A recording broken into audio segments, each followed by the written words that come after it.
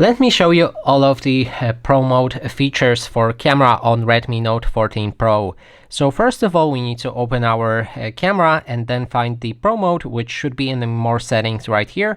And then you can click on it to open this option.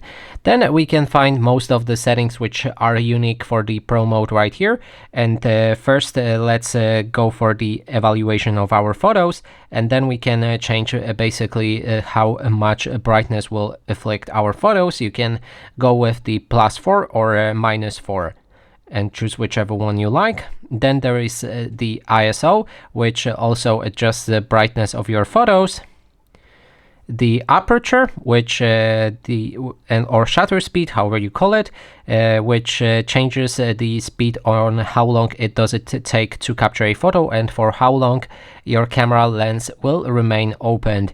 And more you increase it, then the brightness of your photos will also increase, but in this case, if we set it to 30, then the capturing photo will take 30 seconds. And if you adjust those settings, make sure to actually keep your phone steady, as any movement of your phone will basically blur out your photo. Then there's the autofocus, which lets you adjust the focus of your photos manually, or you can go for autofocus right here. There's also white and balance right there, and you can adjust the light of your photos with more to the yellowish tone or more to the bluish tone.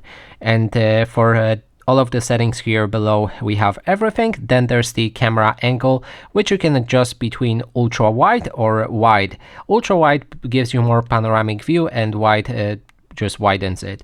And or actually, the ultra wide is wider than wide. That's what I meant.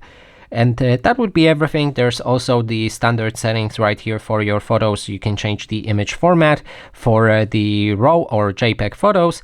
There's also option to activate 200 megapixels Ultra HD mode and adjust any other options right here. So that is basically everything. Thanks so much for watching.